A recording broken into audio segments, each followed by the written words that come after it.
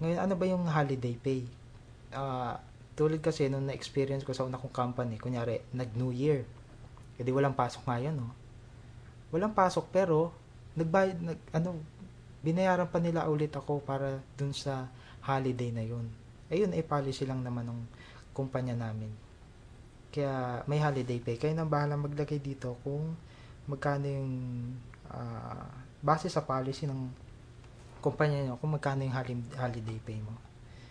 Ngayon, punta na tayo dito sa allowances. Ano ba itong allowances? Ito yung mga sweldo na binibigay puwera sa basic salary mo. Ngayon, dalawang bagay ang allowances eh. Merong taxable, ito yun, mga taxable, at yung non-taxable or mga tax-shielded allowances. Ngayon, sample ng allowances, yung COLA, cost of living allowance. Kunyari, nagbibigay ang kumpanya nyo ng COLA ng 10,000 monthly. Ngayon, 10,000 divided by 2, 5,000. Lagay mo lang dyan, 5,000. Kasi ang computation nga natin ulit ay semi-monthly. Tapos, kunyari, may meal allowance ka pa, tax allowance, o yung others, ito naman yung, kunyari, hindi ko nalagay dito. Dito mo lang siya lagay sa others. Kunyari, may clothing allowance kayo na 2,000, edi 2,000 divided by 2, 1,000, lagay mo siya dyan. Ngayon, meron naman tayong tax-shielded allowance. Ito yung mga allowance na non-taxable. Kasi may mga company policies, kunyari, depende yan sa kumpanya eh, na nagbibigay ng tax-shielded allowance o yung allowances na walang tax. Lagay mo na siya dyan. Kunyari, 1,000 sa isang kinsenas. Ngayon, punta naman tayo dito sa mga kinaiinisan natin. Ito yung mga deductions. Yan. Ang mga usual na deduction ay yung SSS contribution, PhilHealth, Pag-ibig or yung HDMF natin. Tapos yung mga absences, tardiness, at undertime. Ngayon, paano yung computation nito? Meron tayong dalawang option dito. Semi-monthly, semi or yung monthly. Ngayon, paano ba kinocompute yung SSS natin? Base dito sa basic pay natin. Ngayon, ba't ko nilagay yung semi? Ano yung para sa yung semi? Para sa yung monthly? Kasi may mga kumpanya, base rin yan sa policy ng kumpanya eh. May mga kumpanya, ang ginagawa, ang deduction kasi usually para sa mga contributions monthly. Pero may mga kumpanya, hinahati sa gitna yon. Tapos, babayaran mo yung kalahati sa kinsenas o yung kalahati sa katapusan. Kaya may semi. Nyari, ang monthly mo, click natin itong monthly. Yan, meron kang 500 dapat. May mga kumpanya na ang ginagawa ay nahati to.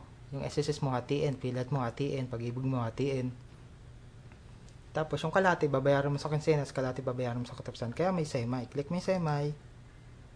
Ito yung kalahati ng SSS mo. Kasi di ba nga semi monthly yung computer natin. Ito yung semi mo. Ganun din sa PhilHealth. Click mo lang siya, automatic malalagyan siya. Ngayon, bakit may monthly? Semi monthly tayo nagko-compute. Kasi may mga kumpanya, tulad ng sinasabi ko kasi ako, may napunta rin ako kumpanya, na ang ginagawa naman, imbis natin sa gitna itong mga to, ang ginagawa niya, kunyari, sa kinsenas ang babayaran mo lang SSS na buo. Tapos, hindi mo babayaran mo na yung PhilHealth tsaka Pag-ibig. Sa 30, katapusan, doon mo babayaran yung PhilHealth tsaka yung Pag-ibig. Kaya may ganyan. Kaya kunyari, tulad sa kaso ko, sa kinsenas ang binabawas lang yung buo ng Pag-ibig, edi burahin mo to, tapos click mo tong monthly. Ayan. Kaya may ganyan. May semi, may monthly. Sana naintindihan nyo. Ang gawin na lang natin dito, puro semi na lang muna lahat. Ngayon, yung absences natin, kasi ito yung usual, di ba? Hinahati sa gitna. Yung usual, yung absences natin, para mako-compute, meron din naman tayo ulit mga buttons dito na tutulong sa atin para ma-compute natin. Yung absences, click mo lang yung absence calculator, may lalabas na window ulit. Tapos, ang hihingin nyo, daily rate mo. Ano ba nilalagay natin dito? 250, 300. Kunwari. Tapos, yung days na in-absent mo. Kunwari, 2 days kang absence. Isang kinsenas, 2 days kang nag-absent. Click mo lang yung calculate absence deduction. Lalabas yung projected deductions from absences mo. Copy mo lang yan. Gusto natin to. Paste mo dito. Ganon. Tapos yung tardiness, ganun din. Kasi minsan may mga kumpanya na nagbabawas sa mga tardiness o lates natin eh. Kaya, nilagay ko rin to. Kunyari, daily rate mo 250. Tapos, hours ng tardiness ay, kunyari, 10 hours ka na late sa buong quinzena. Click mo lang calculate tardiness. Copy mo to. Paste mo dito. Click nyo. Nakita nyo, nag-invalid format di ba? Kasi, dapat lagyan yung 0. Yan. Dapat 2 digit yung, niya eh. Decimal point. Kasi makikita nyo dito, pag nag-input ka dito, kunyari ng number, lalabas invalid format. Ibig sabihin, mali. Dapat number siya eh. Valid na number. Valid currency dapat. Kaya dapat, either whole number o yung pag may decimal point, dapat nasa 2 ang decimal point niya. Tapos yung under time na din, ilalabas na window, type mo lang daily rate mo, tapos under time, kasi may mga kumpanya nagbabawas din ng under time eh. Kunyari, ito yung under time, ito yung kulang sa oras mo. Kunyari, umuwi ka ng maaga, ang required mo 8 hours, umuwi ka ng alas 3, may kulang ka na 2 oras, ilalagay mo dyan. Tapos copy mo lang ulit, tapos paste mo dito. Lagyan natin ng 0 para yan. Ngayon, kompleto na to. Click mo lang yung calculate, tapos mafi-fill up niya yung ibang bagay tulad nito. Ang semi-monthly mo 10,000, automatic nako-compute na 20,000 ang monthly mo. Ang annual mo naman ay 240,000. Tapos ang total ng miscellaneous mo, yung dagdag sa'yo ay 1,690. Tapos sa mga allowances, ang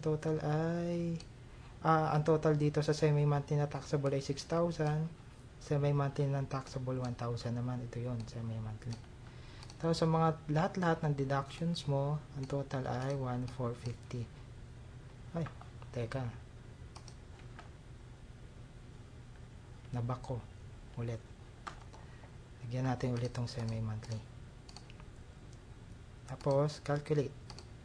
Tapos dito sa baba, dito nyo makikita yung payday summary nyo. Ito yung parang nakikita nyo sa payslip. Anong laman yan? Usually, yung basic pay, ito yung 10,000 na semi-monthly Tandaan nyo, semi-monthly tayo. Tapos yung overtime mo, may nakumuli ka na ganito, night differential, ganito din, 114.06.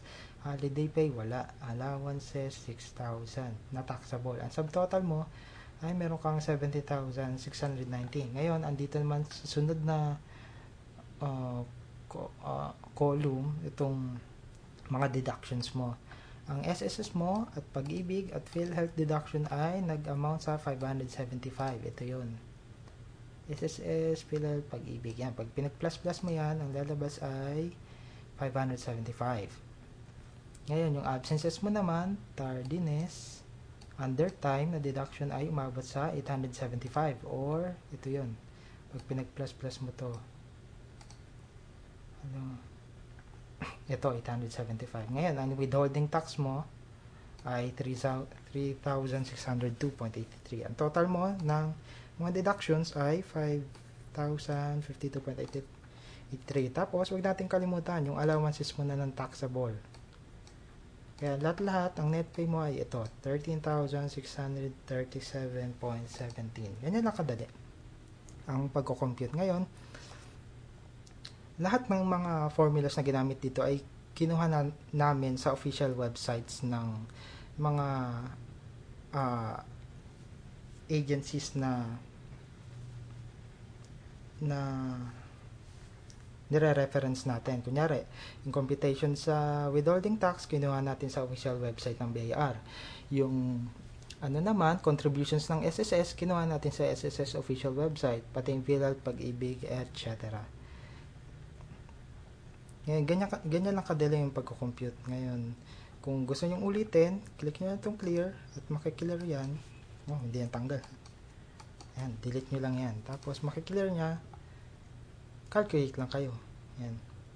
For more information, punta lang kayo sa www.ratestrider.com. Sana nakatulong tong maliit na application na nagawa ang inyong lingkod para matulungan ang mga kapwa rin natin Pilipino na syempre makapag-compute ng ano nila salary para syempre para ma-budget din yung pera nyo kasi mahirap mag-budget ng pera tapos dadating sweldo mo ay ang laki pala ng bawa, sira na budget mo. Kaya ganun, sana natulungan kayo ng website na ito. Kaya maraming salamat sa inyong pagtutunganga.